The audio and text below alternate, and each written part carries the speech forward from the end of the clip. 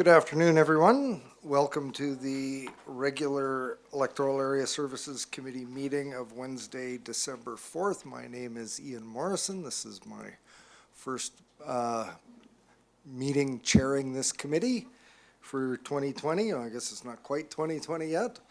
I want to start by acknowledging that we're gathered and this meeting is taking place in the territory of the Coast Salish people, specifically Cowichan tribes. I'd like to ask everyone in the room, including those around the table, to put your electronic devices onto silent, if you would, please. They always seem to go off at the most inopportune moment. I would also like to bring to everyone's attention, just before we get into the business of the meeting, we've got Alternate Director Goddard here and Alternate Director Haim at the table. And with that, before we go to approval of the agenda, I'd like to bring to your attention the fact that we have some add-on information for items R2 and R3, which have been distributed. And there are 3 items for consideration as new business. Item number 1 is a handout that you all have on the Electoral Area Directors Forum 2020. Item number 2 is LGLA Leadership Forum registration. That's for 2020 as well. And item number 3 is discussion of the temporary use permit process. Ms. Wright will be giving us a verbal discussion, seeking some input from the committee. So with that, could we have a motion to approve the agenda with those items included? Moved, seconded. Any discussion? All those in favor? Are there any opposed? None opposed. That motion carries. Just also like to note that we are down a person today in the form of our legislative officer who provides advice and guidance to us. We have Mr. Carruthers sitting in that seat today. I don't know that I'll be having to lean on him too much, but something that will be a little bit different today. I will be reading out the recommended resolution. So I'm hoping somebody's going to be taking notes so that we've, if we vary from what's printed in the agenda, that we've got the right information for motions. Item number 2, adoption of the minutes. They've been published, moved by Director Smith, seconded by Director Kuhn. Any discussion on those minutes? Seeing none, all those in favor? Are there any opposed? None opposed. That motion carries. Any business arising from the minutes? I see none. Any directors note any? Seeing none. Next item, public input period.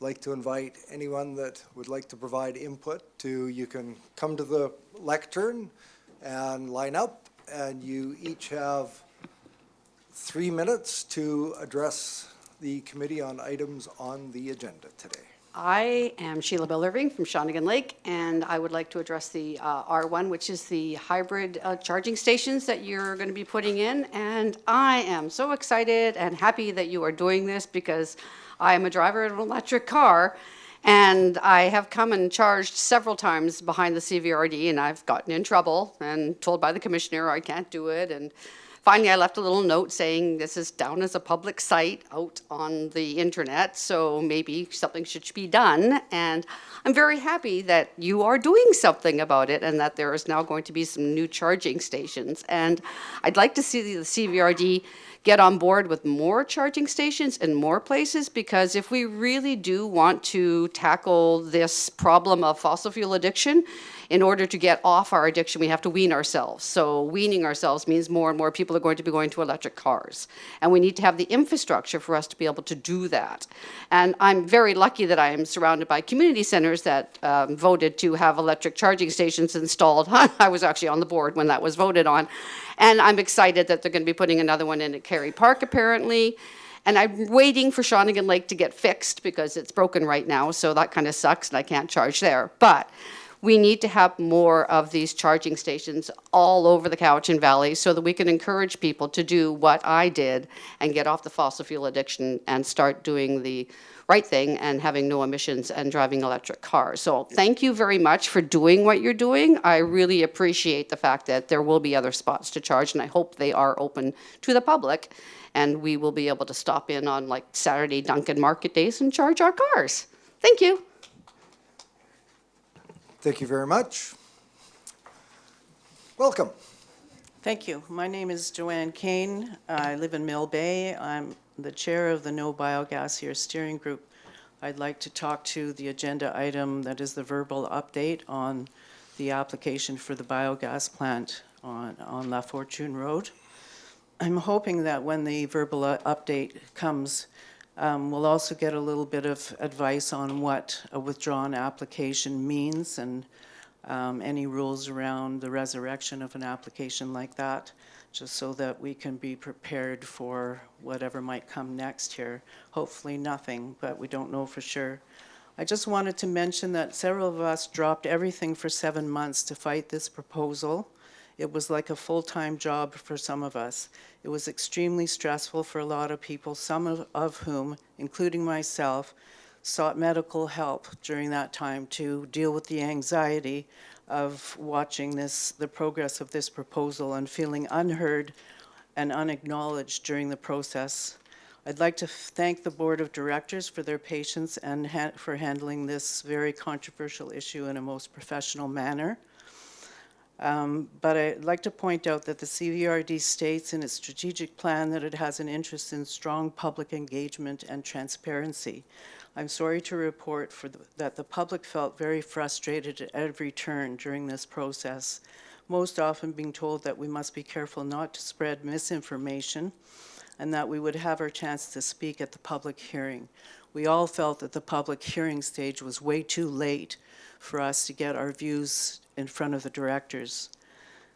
I just want to mention some of the things that drove us, the public, crazy during this process. We had to deal with 4 different planners over a 7-month period. The original development proposal sign, when it was posted, was not visible for the main road and did not accurately describe the project. Although we were on the phone immediately about this to CVRD staff, nothing changed until at least a couple months later. You have less than a minute. FortisBC was allowed to make a determined pitch for the project, while we were advised 2 days before our delegation that we could not mention the specific project. Arbutus Ridge protest group was completely denied access to the board and this committee when they applied for a delegation. And most of all, a request for our lawyer for access to the application was denied, and we were forced to make a formal FOI request. The request took the CVRD 5 months to fulfill, instead of the 30 days one would expect. And when the materials were finally available, we were charged $525, even though this fee could have been waived. You have 10 seconds. I just want to thank everybody that was involved in the protests and to mention that it was an amazing experience for me to see how the community could pull together a protest group increasing by leaps and bounds and hundreds of people working together to fight the proposal and succeeding for now.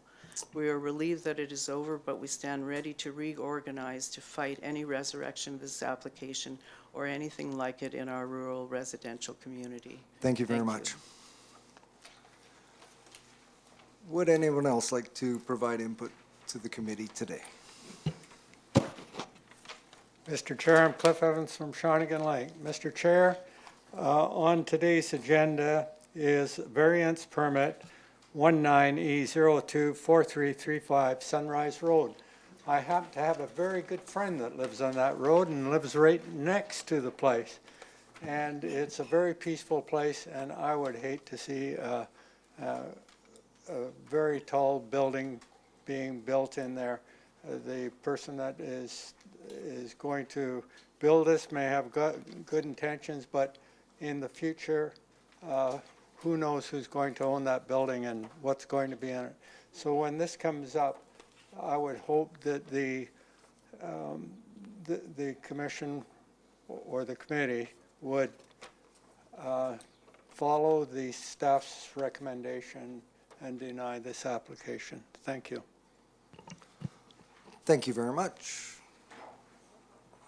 We have another 5 or 6 minutes left in the public input period, if anyone would like to provide input to the committee. Calling a second time. Looks like no one else is getting up to speak. We'll go on to the next item on the agenda. See, we have no delegations and there's no correspondence, so the next item we have is Cobble Hill Advisory Planning Commission minutes for information. That's IN 1 under number 7. Anybody have any comments or questions on that item? Seeing none, next item is Ms. Gerolf in regards to the rezoning application at La Fortune Road. Ms. Gerolf. Thank you very much, Mr. Chair. Land Use Services Department would simply like to report that application RZ19CO2 for 675 La Fortune Road has been formally withdrawn by the applicant.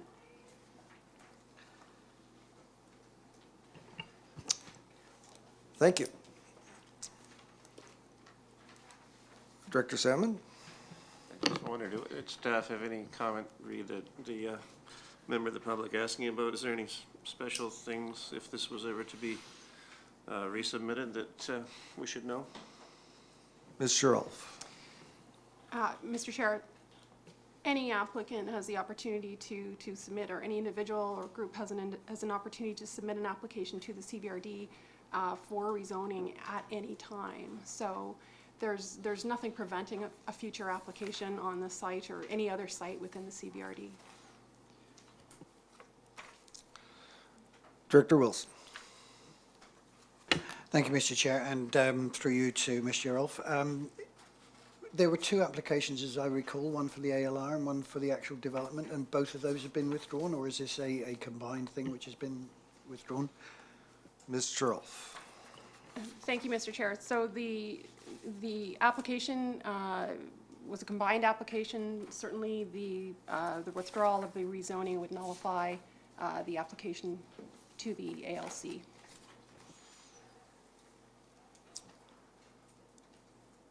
Seeing no other hands, we'll move on to the next item on the agenda. Reports. First report is from Engineering Services Department in regards to fleet charging. And I don't know if we have staff coming forward to present any information. I see Mr. Dennison running for the lectern. Thank you, Mr. Chair. I thought we in engineering weren't supposed to present. We were supposed to sit quietly and wait in case you had questions. Anyway, that's fine. We bought ourselves recently a plug-in hybrid, which with all-wheel drive capacity and good ground clearance. So we're able to use that for getting to our remote facilities and whatnot to do work. But we had a little bit of money left over, and we thought in keeping with that and to address the increasing use of electric vehicles and plug-in hybrids amongst our vehicles and staff and directors and whatnot and visitors, that we'd use the remaining money to add to our charging capacity and put some across the street in our parking lot area. So that's the proposal here. We need to amend our scope for how it was defined in the budget. So that's what the recommendation is to you. Excellent. Director Yanni DiNardo. I'd like to move the recommendation. And we have a seconder. And I'll read the recommendation. It is that that it be recommended to the board that the remaining funds from the Function 575 capital purchase of a plug-in hybrid electric vehicle be used to purchase and install a dedicated fleet electric vehicle charging station. That's the resolution before us. Any discussion? Director Nicholson. I have a question about the cost of the fleet charging station. Is that the standard cost, or is that got something to do with having to bring electricity to where you want to put the station? Mr. Dennison.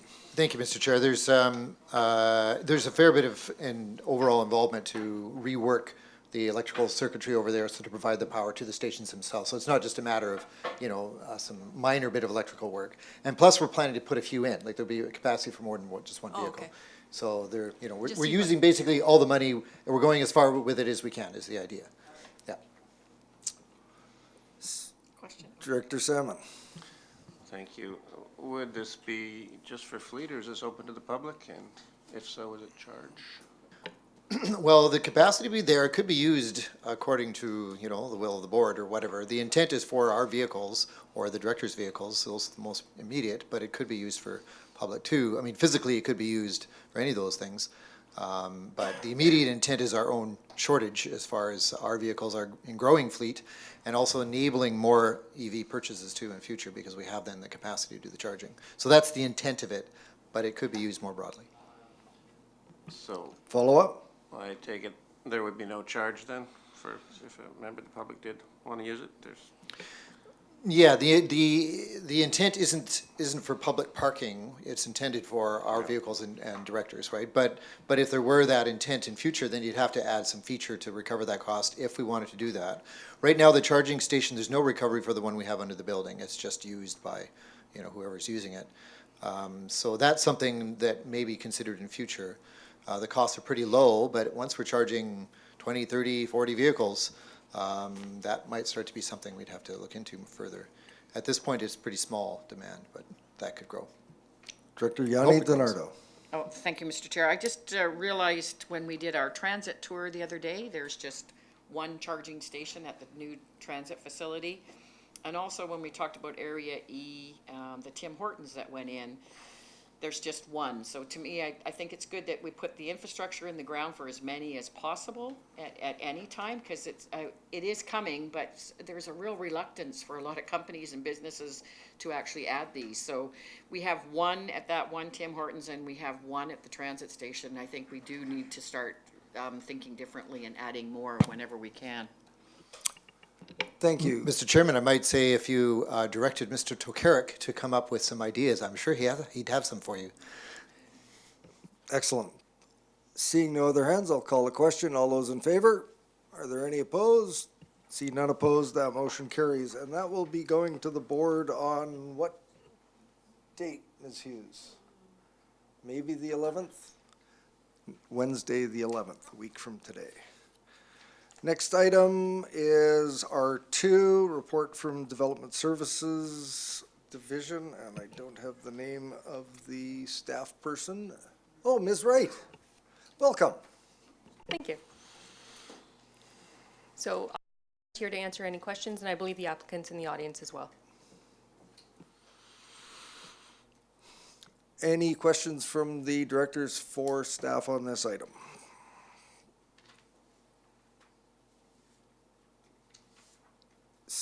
Director Salmon, for staff, not for the applicant, for staff. You can move the recommendation. Is there a seconder? Seconded by Director Wilson. Is there any desire amongst the committee to have the applicant add any more information? Or are we prepared to vote on this item now? I think I'm going to call the question. All those in favor? Are there any opposed? Not opposed, the motion carries. Oh, I guess I should read the resolution out. We have just recommended to the board that development variance permit application number DVP 19B05, I won't read the PID, to vary section 8.4 sub B of CVRD Electoral Area B Shawnigan zoning bylaw number 985 to reduce the rear yard setback for the construction of an accessory building from 4.5 meters to 1.5 meters be issued, and two, that development permit application number DP19B20 to permit the construction of an accessory building with a riparian assessment area be issued, and those will go to the board on Wednesday, the 11th as well. Item R3, report from Development Services regarding DVP 19. No, or that's not time for input and direction, or input and comments. R3 is 4335 Sunrise Road. Welcome, Mr. Munn. Good afternoon, Chair, committee members, public attendees. Presentation. The purpose of this development permit application is to increase the size of an accessory building from the required 100 square meters to a proposed 297 square meters. The intended use of the building is storage of a collection of vehicles in a hobby workshop. There are no specific policies to guide us in increase of a building size or regarding the context or the lot size. The Advisory Planning Commission did look at this application and reviewed and debated the application in favor as the prospect of multiple 100 square meter size buildings would mean more land clearing. One letter of opposition was being received. That was today. Staff also weighed the pros and cons of the application and concluded that the magnitude of the requested variance was too great to recommend an approval. Thus, we have the recommendation. I believe the applicant is here if, and they may want to speak. Don't go anywhere just yet. Does the committee have any questions for staff? Excellent, thank you. Does the applicant would like to come forward and address the committee, provide us any other information that may not be in the report? Want to build a presentable building, not 3 or 4 smaller buildings. Just the environmental impact of several buildings would be way larger than one, plus the hydro security systems, heating. It's just would be a nicer setup with one nice building rather than several. We have to cut down way more trees to do several buildings. I don't want to do that. It looks nice. You can't see the neighbor's property from where the building is, and there's tree coverage at the front of the property as the road goes by, so it'll be not very visible. The house across the street has 13, 14 roofs, and it's pretty big eyesore. So we just want to have these cars contained, clean, neat, tidy, easy. Thank you.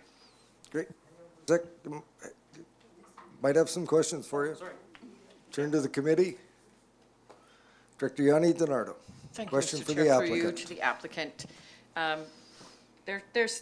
We have another letter from somebody else here, another neighbor that's saying that your subject property is this seasonal flooding, and you're Not going right there. to, you don't have a seasonal flooding in this? Not in that spot, no.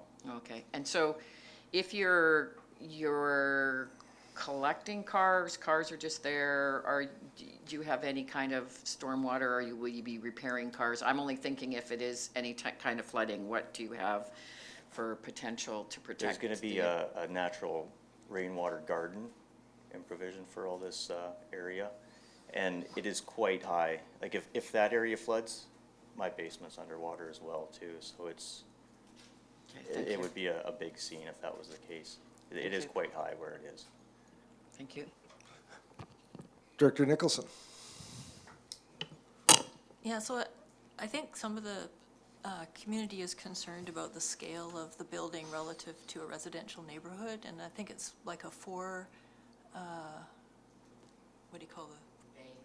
4-bay building, which is pretty large, and we have issues in that in all the rural areas, I think, with people operating home-based businesses that are out of scale for a residential neighborhood. So as soon as we put in such a large building, the temptation is always there for that to happen. So that is a concern, and I'm wondering if you would consider reducing the size of the building at all? It's always an option, yeah. Because I'm not feeling comfortable that this is really in keeping with what the community is looking for in a rural residential type of an issue. We have lots of problems about the accessory building size in our bylaw, and it I think is going to be hopefully adjusted, but I'm not quite sure where that's going to land. So that's another kind of worry for me, and this is sort of 3 times the size of what is on the books right now. So I think I would be open to referring this back to staff to maybe work with you to scale it down a bit. Yeah. Okay. Recognizing we don't want lots of buildings. I mean, I Yeah, agree with you, that's that the is other option, is 3 environmentally or 4 not, buildings, yeah. and that's a lot of space taken Yeah. up. So, No, hang on, I'll come back to her. Director Smith. Thank you. My question through the chair is to staff. Mr. Munn? Under this zone, as a permitted use, is it permitted to have a home-based business on this property under that zoning? I believe you can have a home-based business, yes. Because one of the concerns of one of the, that's been written is that the owner could potentially relocate their auto-based business from town to this residence. So would increasing the size of this building bring it on to that type of a situation where the permitted use would be able to have that auto-based business on that property? Mr. Munn? Thanks. I'd have to check the bylaw, but because I'm not sure if a home-based auto business is permitted in this area. Got myself on the list next, and alternate director Haim, and I know that's often a concern where you have the infrastructure built on a property that could possibly house something that wouldn't be in keeping with the local community's desires, and I think we've had to deal with a number of questions of people operating very successful backyard mechanic operations, but there are restrictions as to number of off-site employees that can be held and the likes, but I don't know that this is the nature of this application. I do believe the application was around vehicle storage and classic vehicle storage, so I don't think that was the intent, but I do have a question for you. Did I see in the report this is a 2-hectare property, so just about 5 acres of land contained in this property? Yes, that's correct. And Okay. approximately 50% of that is wetland. Okay, thank you. Alternate Director Haim. Just a question through you to staff, or a couple questions. First off, when it comes to the DVP, it increases, or proposes the increase of the maximum size. Other than that, an individual could still put a number of smaller accessory structures on there, or is there limitation beyond just the regular lot coverage? So if we approved a 3,000 square foot, is there anything to prevent the property owner from putting another 1,000 square foot, roughly, building on there? Mr. Munn. Thank you. There's no limit. You could have a number of, the only limit is the 30% coverage of lot area. So, and this is a 2-hectare lot, so that's a lot of coverage. The obvious conundrum that happened here was debating a nearly 300 square meter size building versus 3 or more 100 square meter size buildings. And because there's other constraints on the property, such as the wetland and so on, you couldn't do too many of these. But certainly you could fit more, for sure. Okay, and which Follow-up? The wetland, is that considered part of the lot coverage calculation? Well, the lot coverage is for the whole lot, but you can't build anywhere near the wetland, and there's other provisions to prevent you from building. And this applicant was, I believe, at least 30 meters away from the wetland, so then the riparian regulation and assessment procedure didn't kick in. So as soon as you start to encroach in that area, there's other measures that can happen there for a development permit. Okay, thank you. So I see no other hands. I heard the director for the area contemplating a referral back to staff. I don't know what the time implication would be on that, but I turn to the director for the area. What's your pleasure? I would like to refer it back. So the motion would be to refer this back to staff to have further discussions with the applicant. Are you seconding the motion, or are you, so you're gonna have to wait to see if we have a seconder for the referral motion. So we have a seconder for the referral motion. Director Kuhn, your comments or question are supposed to be in regards to the propriety of referral. So fair enough, Director I Kuhn. wonder, what do you hope to achieve with that referral back? Like what? Director Nicholson. A scaled-down application. To have the building smaller, I see. Seeing no other hands, I'm going to call the question on referral. All those in favor? Are there any opposed? It's not opposed, the motion carries. Next item, R4, I believe. Development Services Application DP19B15, and it's Mr. Munn again. Welcome. Thank you. This is Development Permit Application DP19B15. The purpose of the development permit application is to ensure the development permit guidelines are addressed by the applicant before subdivision of the land can occur. 3 sets of development permit guidelines apply: general, landscaping, rainwater, and environmental protection, and subdivision. This plan shows that the applicant proposes to use both the natural landscape and piped infiltration to address stormwater issues, which is the main issue for the application in terms of environmental protection. The application meets the intent of the guidelines, and staff recommend approval. Any questions for staff on this item?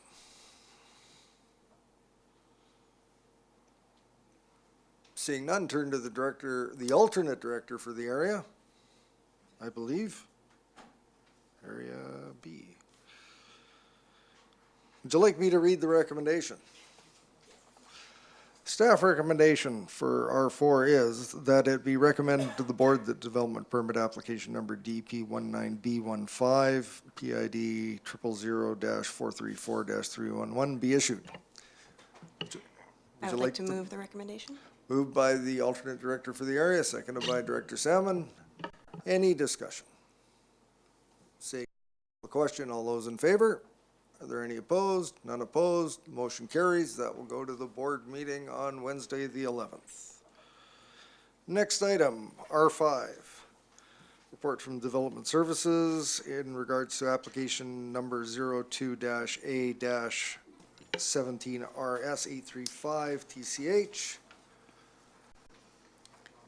Welcome. Thank you, Mr. Chair. Okay, so I'm just going to provide a brief overview of the staff report before you, which is for both an official community plan amendment and rezoning application. So the property is located in the Malahat area at 835 Trans-Canada Highway. The property contains an existing dwelling as well as operating a soil deposit or fill site, and photos of the site were attached to the staff report. In terms of the OCP, the property is within Electoral Area A, of course, and therefore falls within the South Cowichan Official Community Plan. And this is the OCP Land Use Designation Map, and the site is designated Rural Resource, RUR, which is the light blue color on this map. And the applicable zoning bylaw is the South Cowichan zoning bylaw. This is the zoning map, and the existing property is zoned Rural Resource 1, or RUR1, which aligns with the OCP designation of the property.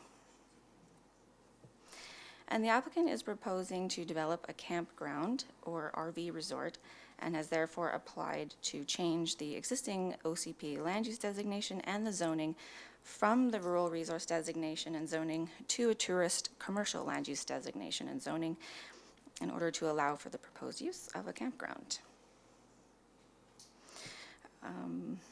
Right, so the applicant is proposing that only a 5-hectare area of the property be included in the amendments, generally as shown on this conceptual site plan, which would result in a split designated and split zoned property. So I'm just on this plan referring to the red line around in the center of the plan. It's a little bit faint on the screen, but that's the 5-hectare area. And this is generally the location of the fill operation that's occurring as well. And the fill is currently being deposited in a fashion that creates sort of terraced benches, and that's where the RVs would be parked. So there's no recommendation in the staff report. Rather, staff has forwarded the application to seek direction from the committee, and this application being a combined OCP amendment and rezoning, the report touches on these two different applications and how they relate to one another. So the main question here is whether the OCP amendment should be further considered or not, and therefore input from the joint APC, the various referral agencies, all the applicants' sort of material that they've submitted to date has all been provided in your report. A review of the relevant OCP policies was also attached to the report, and some policies would discourage approval of the application while others may indicate support. The two options are fairly simple that have been provided in the report. One, to not proceed further with the application, with the applicant receiving a partial refund of fees, or two, to continue with the processing of the application where a subsequent report would be brought forward to the committee to consider again. So that's my brief introduction, and the applicant also does have a presentation. Thank you. So just for process and so that we don't get lost in this, we're going to ask for questions to staff for right now. The applicant does have a presentation that they want to make to provide information to us, but I thought instead of sort of going back and forth between the two questions to staff now, then the applicant will make their presentation. We can ask questions of the applicant and their presentation, and then we can possibly go back and see if there's questions for either or. So Director Salmon for staff. Thank you. Just on the question of the split zoning, I know there's some concern about that. Maybe could you just elaborate a bit and also perhaps comment on I think the Skywalk application down the highway did allow for split zoning, or did use split zoning? So. Ms. Herrera. Thank you, Mr. Chair. I really can't comment on the Skywalk application. I didn't work on that one. I'm not that familiar with all the details and where that's at. But generally, staff's concern with split zoning is that when you cannot subdivide along those split zoning boundaries, it can cause confusion over the long term and the different owners that that come into play. The exact location of the boundaries due to our mapping, permitted uses and densities on the different areas on the same lot, and how general regulations are applied. So we have a wide variety of general regulations. How do they apply with the different zones? And also utilities and things in the ground, and relating to different uses on the lot being kind of all over the place. So we are interested in limiting split zoning. Any other questions? Director Yanni Zanardo. Thank you, Mr. Chair. There's campgrounds that need to happen, because I know that even the provincial ones are full all the time, and there's a lot of people that come to visit, and I've seen from my area campers all over the place. So they park all along the foreshore of Cowichan Bay. They hang out and everything. So I don't think we have provided enough of them in our area. But my only concern, because we have had in the past campgrounds, is how many days they stay, and I see that's 30 days is the maximum, but how would we at CVRD enforce that, there is a lot of reason for attainable housing, affordable housing, make sure that they are only seasonal, or I guess not seasonal, but the 30 days is looked after. I don't know how we could look. Ms. Herrera. Thank you, Mr. Chair. I'm not sure if I have the answer for that entirely. We would rely on the applicant to abide by that timing and accommodation, but we would again probably rely on bylaw enforcement, complaint base there. There may be potential way to sort of detail out some of the operational side of things through perhaps a covenant or something like that, but it would not be they are difficult to enforce. I think if this is moving forward, you might take note that be an issue of concern for a number of the directors around the table. So, any other questions for staff? Director Nicholson. Well, just on that point, I know that the Living Forest campground just south of Nanaimo, which is a really nice facility, does have a number of people who come for the winter from the prairies. And then during the regular tourist season, there's much greater turnover. So, yeah, I think we have to be realistic about what this will end up being used for. I have some questions about, I'm always really uncomfortable with these projects that, these proposals that come in and are counter to what the official community plan has said, because they become one-offs and we don't maybe think about all the long-term implications. And I am not in favor of strip development along the Trans-Canada Highway by any stretch of the imagination. I mean, it's really one of our tourist assets is to have the green space along the highway.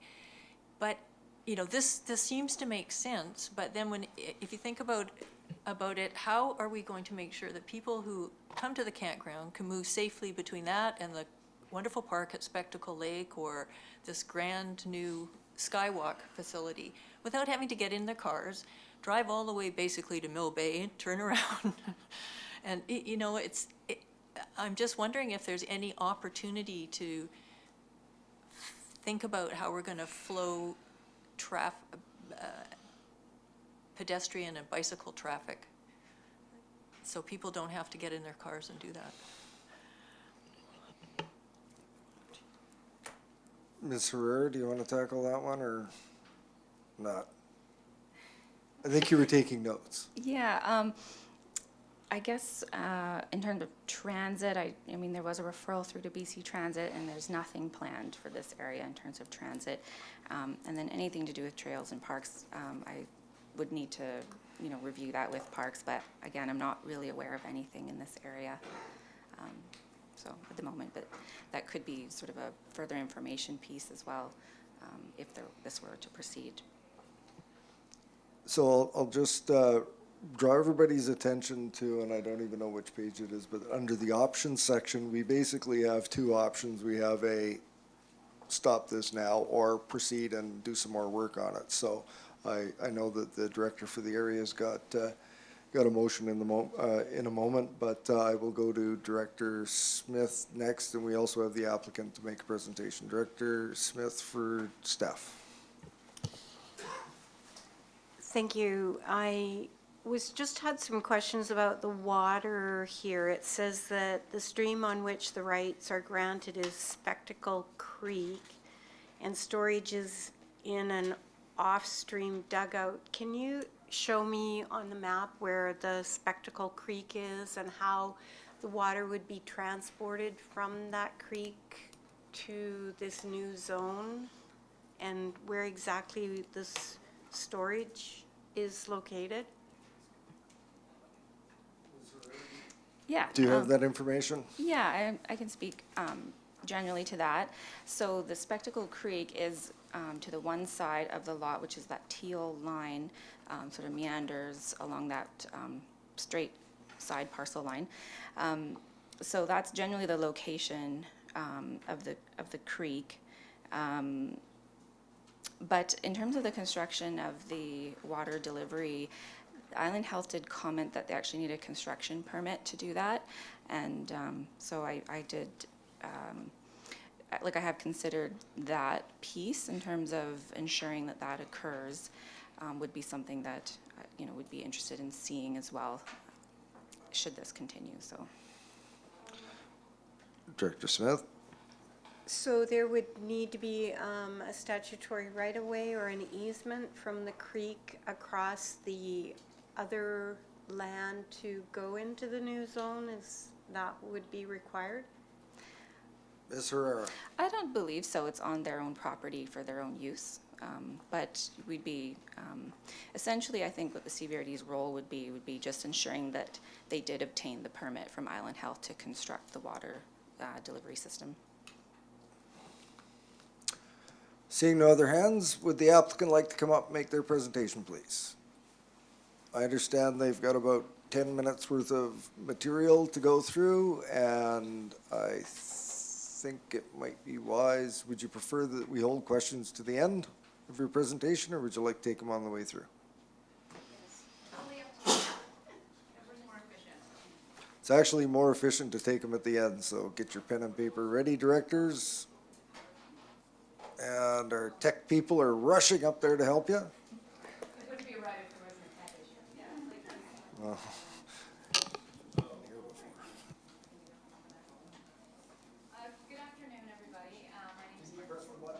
Thank you. Good afternoon, Chair and committee members. My name is Kaylee Wiseman, and I'm a planner that the proponent. you have the undivided attention of all my colleagues. Just we'll wait till we get everything in hand here. Did you see your name was Kylie? Kaylee. Kaylee, perfect. There isn't anything running.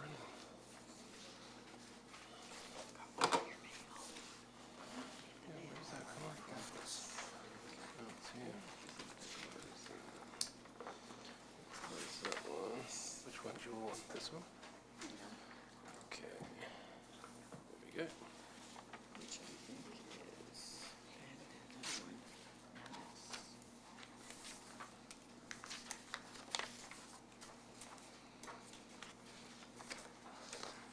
Kaylee, the floor is yours. Thank you very much. So as I mentioned, I'm a planner that the proponents, the Ryans, have hired to support them in their proceeding with this application. So we will speak for about 10 minutes. I'm going to have the proponents come up for about 2 minutes and give a bit of a history of the site itself as well. There we go. So as Sheila mentioned, our request today is simply to get direction from the committee about to proceed with this rezoning application or not. It is our first application, an opportunity to speak to the committee. We have been in the works with CVRD for over 2.5 years with this application to date. And it's been quite an iterative process with staff and different community members, and we've made substantive revisions to the application since the original submission. So the overview, as Sheila mentioned, is to provide a high-quality, sustainable recreation and tourism amenity to both residents and visitors alike through a considerate design process. So as the proponents will speak to, they've gone through a number of years and iterations of a different plan to transition in a sustainable way from this rural resource zone to something that's more modernized and appropriate for the site right now. It's also part of our larger family succession plan for their 2 single-family residences currently, both the proponents and their son on the site. And they'd like to see, as someone asked earlier, strictly a seasonal use. The business license will strictly be seasonal, not year-round. For 30-day maximum, strictly RVs, no motel, no hotel, no camping provisions. So I'm just going to quickly turn it over to Frank Ryan, and he's going to speak to a little bit of the history of the site.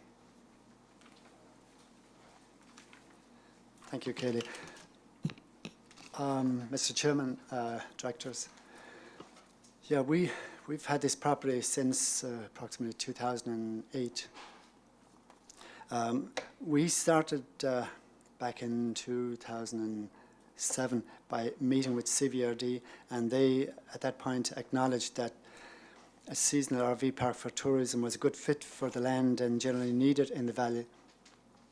So on that basis, we proceeded to try and develop the land. The area we're using was a brownfield site. It had been used for a logging sort yard by previous owners, and the property has been quite extensively logged. Initially, when we bought the property, we were hoping to do a vineyard on the property, but it took us years and years to try and get a water license. So, and we got older and older. So we have been in tourism for about 26 years in Victoria, so we're quite familiar with that industry. So our intention is to have a way to pay for the taxes that keep going up every year. They've gone up over 40% in the last 6 years. So, and it's to you guys, to CVRD, the taxes are going, so it'd be nice to have a way to pay those taxes. We're on pensions, so. Anyhow, you know, it's been a difficult application. I know there's a lot of issues that planning has had to deal with. and you as directors, but that shouldn't bury us forever in circles with this thing. Like 2.5 years is considerable time. We've got an RV, a fill site working on the place. You can speak to Devon on that. And right from the beginning of developing this RV site, the fill site was to terrace the property in like I said, a brownfield area. We've got actually, we had a license for about 3 years to do this. And we had talked to Mike and to Brian Duncan, and a member of the planning, Bev Suderman, and got written permission to do the fill site. So it wasn't just last month we got our original permit. We've been working diligently on this for years. We've got somebody, I think it was this director, was asking about how we get the water from the Spectacle Creek. We can only take it out during the winter. But we've spent a substantial amount of money actually trying to just make the reservoir in the rock. We have to blast it out, and we got to wait for months until the water leaves before we can extend the thing, because it holds the water a bit too well. Anyhow, it's going to be practically an acre in size, and we've discussed this with the fire department, the chief in the area, and they're going to be able to access that water. It's the only water supply at our side of the road, except for the one at the Skywalk. Theirs is going to be about 5,000 litres. Ours is going to be 1.7 million litres. So I don't think you put out too much of a fire with 5,000 litres, and that application went through quite smoothly without that even being a question. And as far as bikes and and trying to get to the Skywalk or to Spectacle Creek, Spectacle Lake. Spectacle Lake is approximately half to 3/4 of a mile walk from our RV park.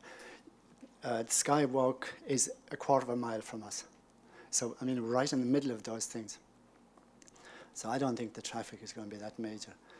Also, we've got trucks coming in, about 12 trucks per hour during the summer when we're operating the fill site.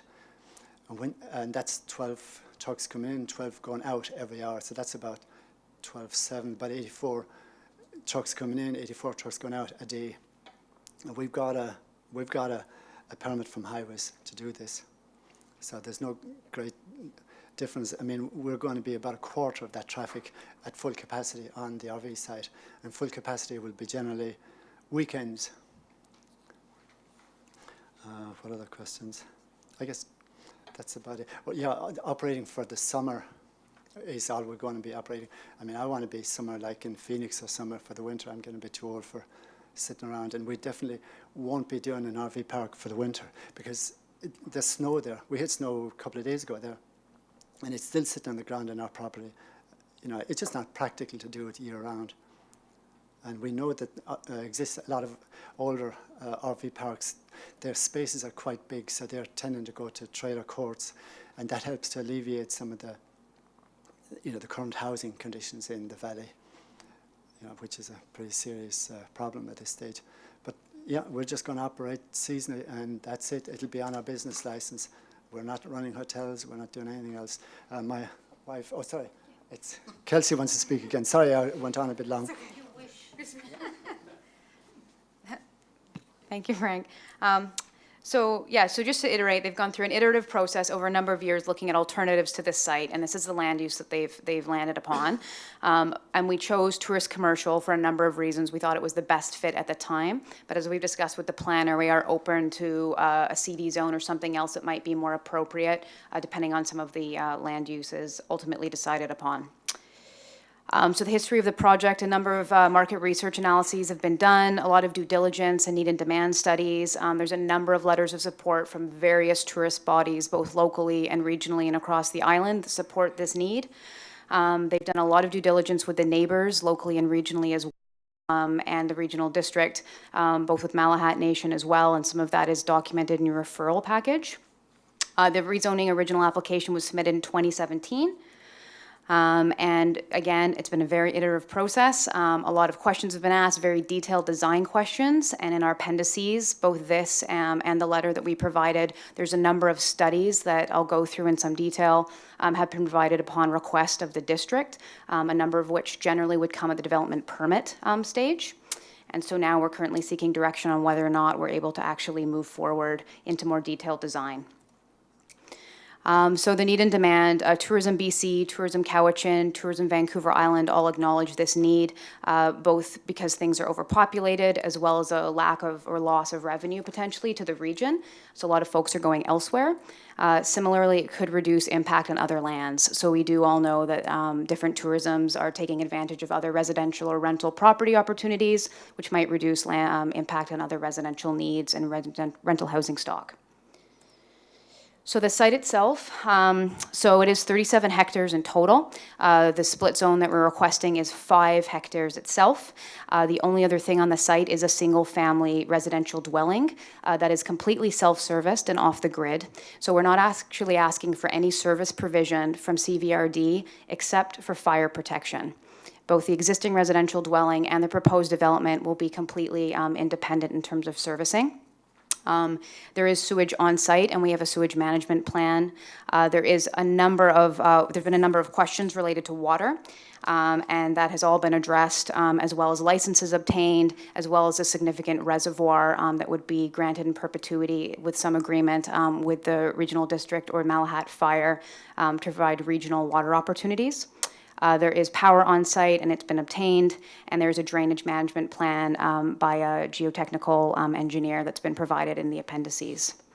As the planner mentioned as well, the Trans-Canada Highway is not, we understand that there's a movement away from this tourist strip commercial language that folks are using, but if you've seen the site, the way it is naturally terraced is visually from the highway, there will still be a pretty incredible buffer of trees, and that when the split zone was done a number of years ago for 2 family lots, because there's actually 2 100-acre-ish family lots there, the highways was actually given the piece of land, the direct access to the highway. So that is actually a highway portion of land.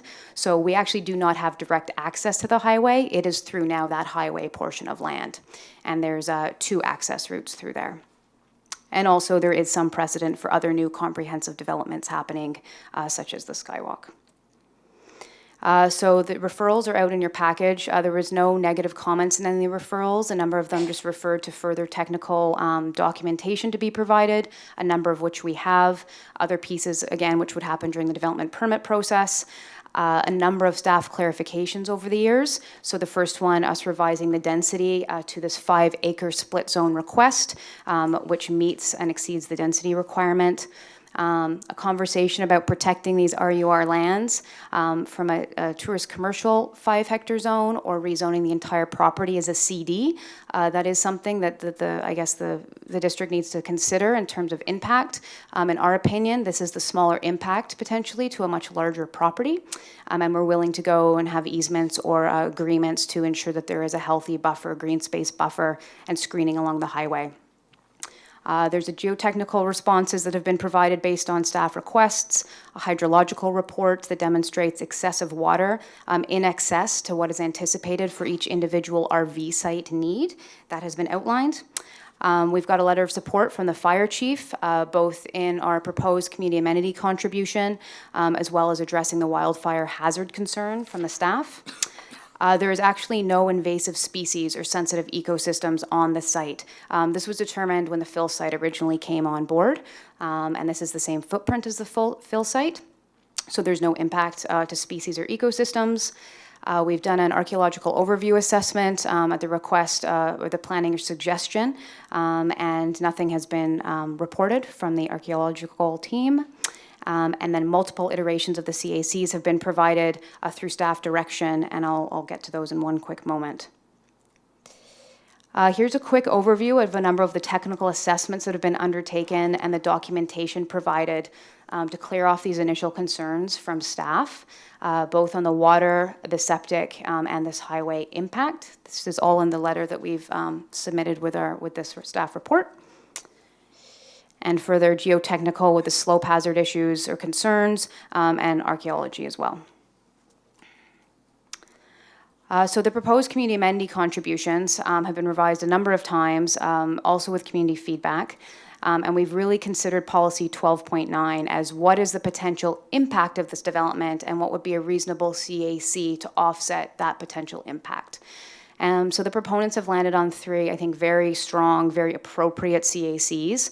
One of them is this dedicated water reserve. That would be approximately 1.7 million liters of water that would be fully accessible year-round with a dedicated road to the fire service. And this is a financial contribution of upwards of $100,000. The second is a recreation infrastructure amenity. So along with the RV park, there's going to be pickleball courts and a dog park and public washrooms and things like this that would also be accessible to the public. And the courts would be potentially under an agreement with the local association, which is growing significantly and does not have a dedicated space. And then finally, an equity contribution for another community infrastructure piece that is potentially impacted by this development. So originally in 2017, we chatted about $5,000, and now the proponents have offered up to $20,000 for that. So as I mentioned, our request is just that we move forward with this application after 2.5 years and continue to collaborate with staff on it. We also do request that communicated timelines around process would be appreciated because there has been a lot of back and forth and a significant amount of money spent to date on detailed design that really would sometimes be requested during the development permit process. So clarity around that would be appreciated. Thank you. Thank you very much. I've got a couple of questions, but I turn to committee. Director, your microphone's on. Does anyone have any questions for the applicant or their agent? Okay, I'm going to fire away then. Sure. I have 5 recreational vehicle parks in my electoral area within 5 minutes of my house. And so I get a little experience with this. And I can appreciate that you've had a long timeline with this application and process. I think the director for the area is going to want to see this move forward. I'm thinking that you've got some more work to do on this still, in that that kind of commitment and investment is very difficult to recoup your investments in a very short summer period. And so that leaves the question of what will happen in the off-season with those sites. And I don't see in the report that I read this stem to stern, I don't see the safeguards that it won't become an affordable housing place where people are moving in, and so I don't see that yet. I don't see the safeguards to ensure that we have a 30-day max, and you know there may be circumstances where you may want to have people in there for longer than 30 days, but the enforcement should not fall to the regional district to ensure that those are being met. If you didn't know, we don't have business licenses in the electoral areas, so we can't have any control or regulation over that from that perspective. The ECDEV opportunities for an application like this is minimal. I know that because we see the vehicles stream into my community every year. They come in fully contained, they bring their groceries, they bring their spirits, they bring everything they need, and they leave pretty much loaded the way they came in. So there's not a lot of economic development for the community. So I get where you're going with this, but I would just ask, and I'm not asking for the answer today, but I ask that you might have to look a little harder at the safeguards to ensure that the business that is being proposed is the business that ultimately stays there, because I've seen it have to evolve into what wasn't the initial proposal. I see you nodding, you understand exactly what I'm saying. Yeah. So those are concerns that I have. I see that in the application, or in the option that the director is contemplating moving, that he would like to see drafted bylaws come forward. Initially, I thought that made sense, but I think there may be a little more work to be done. So with that, I didn't see any other hands in the air for the applicant. Director Nicholson. I'm just curious whether you can hear the the Fish and Game Club's shooting range from that location. not very much. They don't impact us. No, we've been there for 10 years, and I could say I never really hear them. I'm going to turn to the director for the area. Yeah, thank you. As Chair said, I am very supportive of this, and I think it's a great fit for the area, which is the scenic Malahat Drive, which right now is piece by piece being eaten away by fill sites and logging. So I really think this is a good step in the direction that we've already started with Skywalk. Would you like to move the recommendation? Yeah, I'm just going to comment. Second. Okay. So let's get it on the floor. Now go ahead and comment. Well, I have to say which one. It's Option option two. two. I was going to read it out. And Continue, Director Salmon. thank you for the support. I was just going to say a comment just on the pickleball there, which is, when I'm thinking about that, since I've been here, it's actually the second most calls and emails I've gotten is people wanting a pickleball court. Only after the opposition to biofuel this is the number 2 concern. Apparently, people have, so I'm happy to see that if it happens. But option 2, so that is to move it ahead as written there. I would like with the drafted bylaws, and in fact even I don't know if it's possible to add a ASAP to that, or if there's a way to, given the 2.5 years, if we could have a prioritization or some wording to that effect.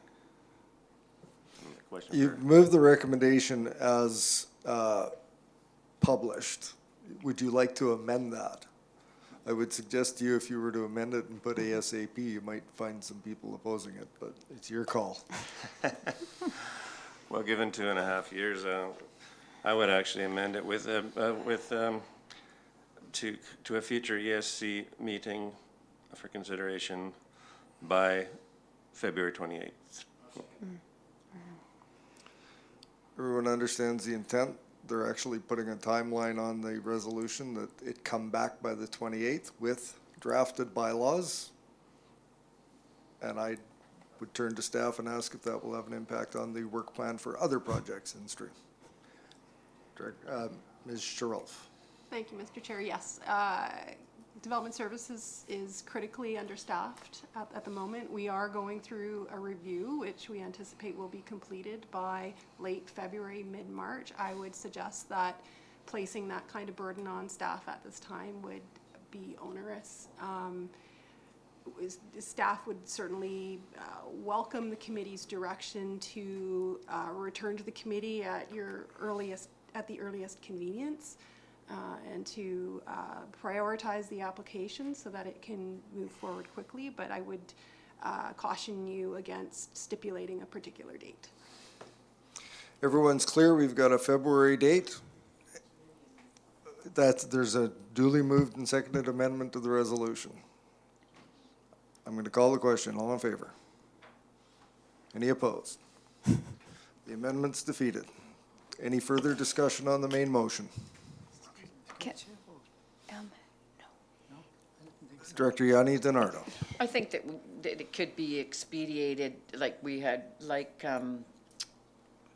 Ms. Chair. Is that on the main motion? Yes. Okay. Are we not on the main motion? Yeah, You no. just had defeated the amendment? Okay, We thank just you. defeated amendment to Yes, but expedite I'm it. saying that it would be, what type of wording would be appropriate so that we didn't have to, to expedite this somehow without a timeline? So I heard Ms. Charoff say, I just wondered if we could add that to it to have it more efficient. Before I go to Ms. Sherolf, alternate Director Haim. I'd suggest that because of the expressions on the part of the directors as to the concern about timing, I would suggest that staff has taken that under advisement and staff will manage their workload accordingly. Director Kuhn? Yes, I am against setting a timeline, and I'm also against putting a certain application into preferred status or whatever, because there's other applications pending that are just as important. And so I would say it's up to the area director and staff to sort it out as to how it can be processed timely.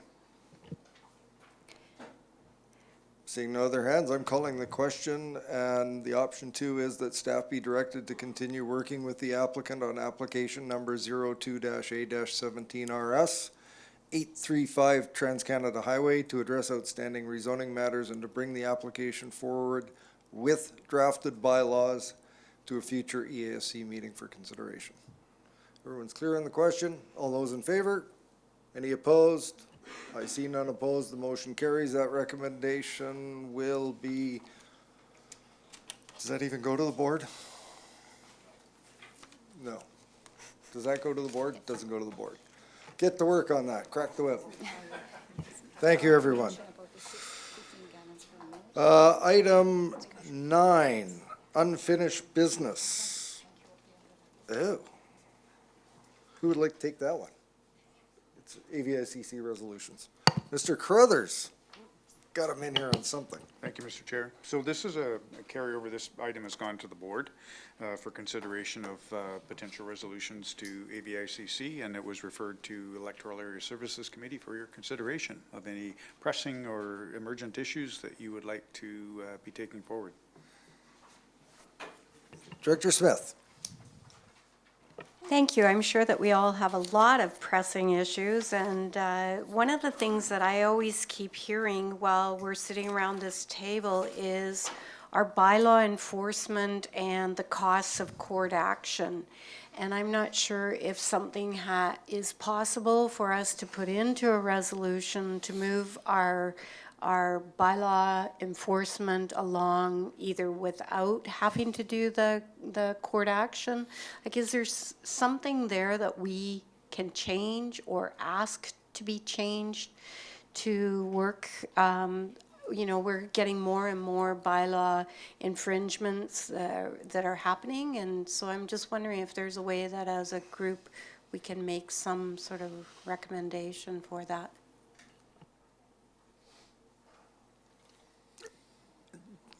Just in response,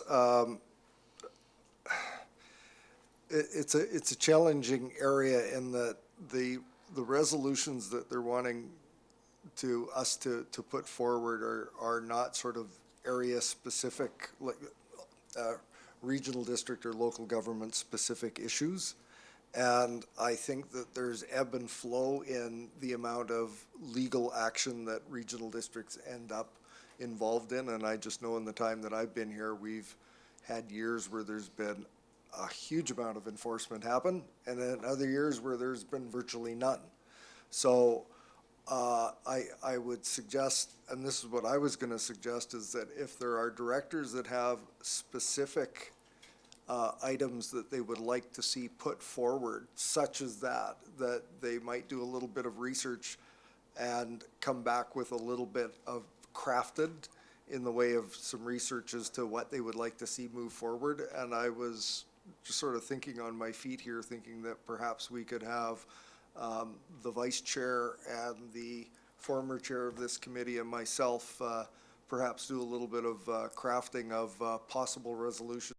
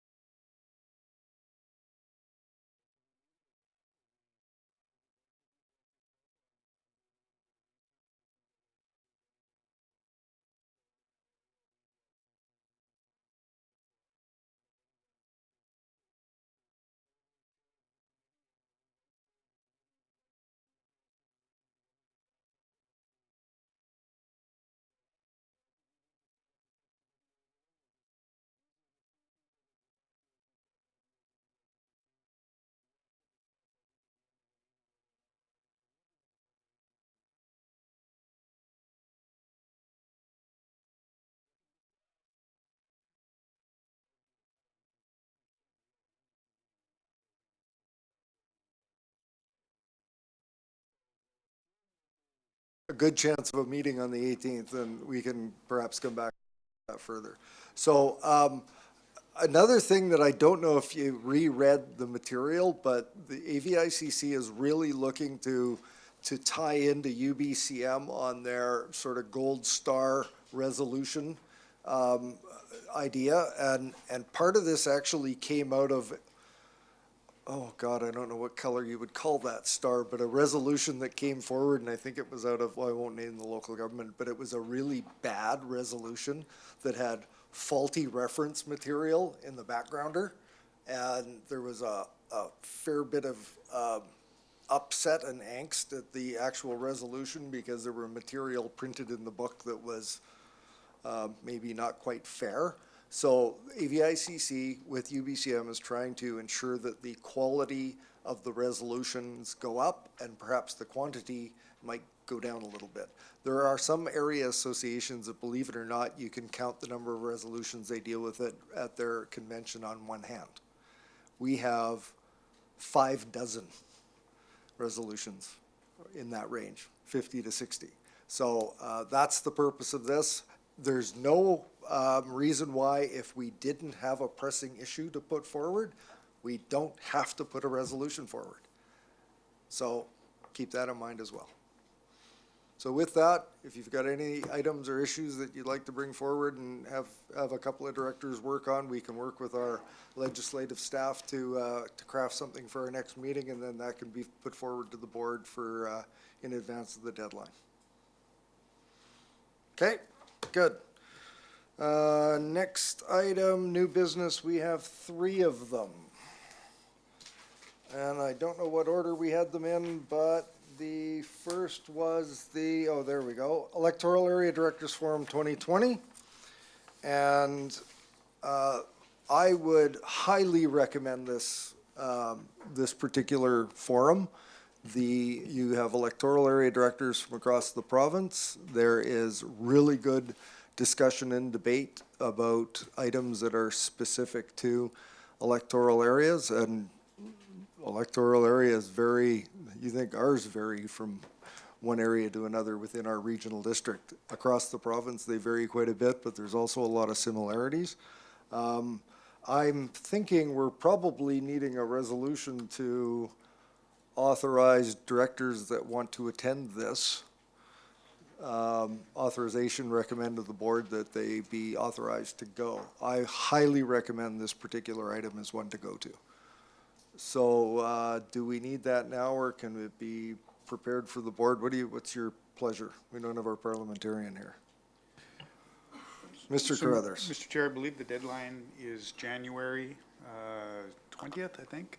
So you have time. I would suggest that if any of the directors are interested in attending, and I would draw your attention to the other new business item. Sorry, Mr. Chair, to get ahead of you, but the Local Government Leadership Academy is also hosting their leadership forum, which follows the Electoral Area Directors Forum. And so you would have the opportunity, if you're interested, to save on travel and to attend both forums at the same time in Richmond. So I think if directors are interested, they can contact staff, and we can put a list together of those directors, and we can bring that forward for board approval for travel expenses. So do we want to just make a recommendation that they move forward, that electoral area directors interested in attending be authorized? So somebody just made that motion, right? Director Yanni DiNardo, good motion. Seconded by Director Kuhn. Everyone understands? Yes. I think we'll put, you meant both forums, correct?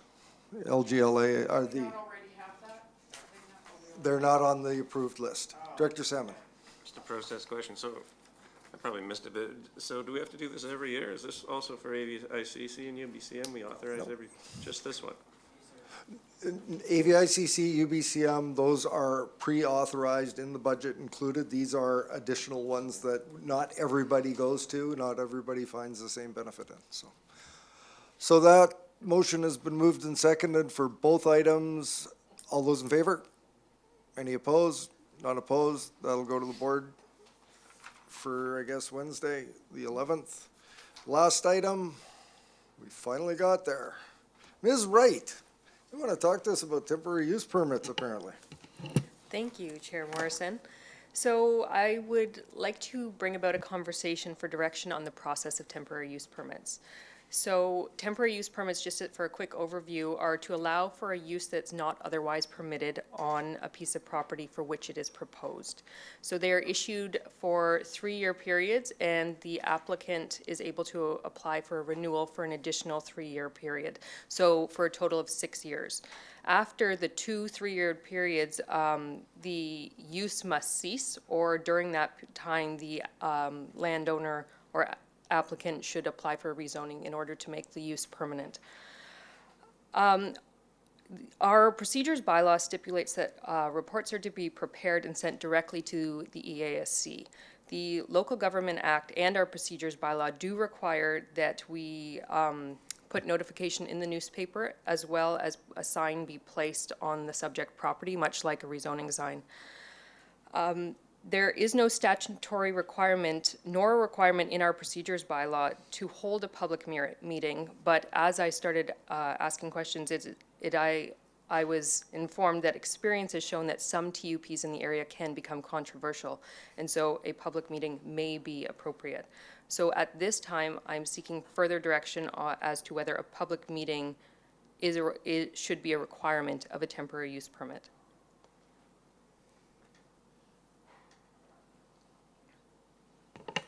Director Wilson. Thank you, Mr. Chair. Ms. Wright, with this 3 years plus 3 years, what monitoring, how do you know when the time is up? Is there something on a spreadsheet which pops up and says, oh, your time is up, we need to do something? Ms. Wright? Thank you. No, it doesn't really work like that. It's much up to the planning department to kind of evaluate that and to see where our timelines are. However, at this time, I think it would be up to a planner to put that, make that known on an application on our tracking forms that we have. Follow-up? At this moment, just more an observation from what I can make out just from the answer you just given there. I think it would be a good idea to bring this to a public hearing after that amount of time. So I think it's just for clarification purposes, it's not a public hearing, it's a public information meeting to gain input for the committee to ultimately make a decision. And so are you asking that it shall happen each TUP that happens, or that it shall be recommended that if necessary, it happen? Mr. Chair, this late item is my fault, sorry. Yeah, Lauren has a TUP application in Electoral Area D, actually, and it's not necessarily going to be controversial in our opinion, but we know we've had ones in the past, like the go-kart track in Ubo and one in Electoral Area E, and maybe others that have been complicated. I know a couple of the OCPs actually do say in policy that it's board policy that we'll have a public meeting in the course of processing a temporary use permit. So in anticipation, given what Lauren said, that these reports come straight to this committee, they don't go to APC or anything. We didn't want to have a full house here where people all want to, having read the notice, participate and engage there. We thought it would be better to have a special event to do that, and then the committee could then process that information in a more calm fashion at a regular meeting like this. And so in the short term, what it would mean is, with respect to this one application, we would have a public meeting. In the medium term, we would aim to change our procedures by law to maybe systematically require it. Before you run away from the lectern, what is maybe it's unfair to ask you and ask Ms. Sherelf, but what would be the anticipated cost of a staff-hosted public information meeting in regards to a TUP? Because we're currently not collecting a fee to do a TUP public information meeting at this point. So does anybody have any ballpark figures on that? May I? Thank you. Thank you, Mr. Chair, and thank you, Ann. Yeah, it depends on the venue. I mean, first of all, if it's an evening meeting, there could be staff overtime involved if it's unionized staff. But there are opportunities possibly, depending on the application, to not necessarily do it in the evening. One thing that occurred to us when we were talking about this particular application is we could maybe even ask this committee to meet half an hour early to have that sort of public session, you know, even combine it with a regular meeting or something like that. It was just a concept, but the reason I mentioned that we would like to amend the procedures bylaw is exactly for the reason you mentioned, which is at present we don't collect a fee for it. So insofar as there would be some cost in hosting a meeting, I guess that's why we're seeking your permission to do that. We don't really have authority to, you know, incur those costs as it stands now because the bylaw doesn't require it, but we think it would do the committee a service to actually have a meeting. Ms. Sherrill? Thank you, Mr. Chair. I think that it would be appropriate for the committee to discuss the merits of requesting that a public meeting be held for this particular application, given the comments made by Land Use Services staff. I will note that staff do have direction to come back to the committee with draft amendments to the development procedures bylaw, and temporary use permits have been flagged as an area for consideration. And for clarification, permits can be issued for up to 3 years and for a further 3 years. And at the end of the 6-year period, a new TUP can be applied for, or the applicant has the option to cease the use or apply for rezoning. Further to that, there's an opportunity through the procedures bylaw also to contemplate the potential for delegation. So delegation of authority is an area that can be considered with TUPs as well. And there may be merits to that in certain situations if you're looking at emergency housing situations, for example. So there's more to come to this committee on this on the general topic of temporary use permits. So I would recommend that you consider this request in isolation and perhaps not in generality. So if I'm understanding correctly, and I know my electoral area has a fairly strong aversion to TUPs, I wouldn't want to be subsidizing TUP public information meetings in other electoral areas through our taxes, but you would like to have direction to staff now that in this particular case that a public information meeting be held. And I would turn, Ms. Sherrill, I would turn to the director to see if she would like to make that motion. I don't have a clue about this in Area D, so I have no information, so I can't give you an opinion. Ms. Sherrill? Thank you, Mr. Chair. So another option would be for staff to come back to you with a report on the application with the option to refer it to public meeting. A third option would be to request that a public meeting be held and that meeting be held during the day on CBRD property in conjunction or adjacent to another committee meeting, so that would result in minimal expenses in terms of staff time and cost. Mr. Tippett? Mr. Chair, thank you. For Director Yana DiNardo, it's actually the brewery in Area D that is the applicant, so that may give you some idea, but... Yeah, it's kind of helpful. Yeah. Thank you. You would?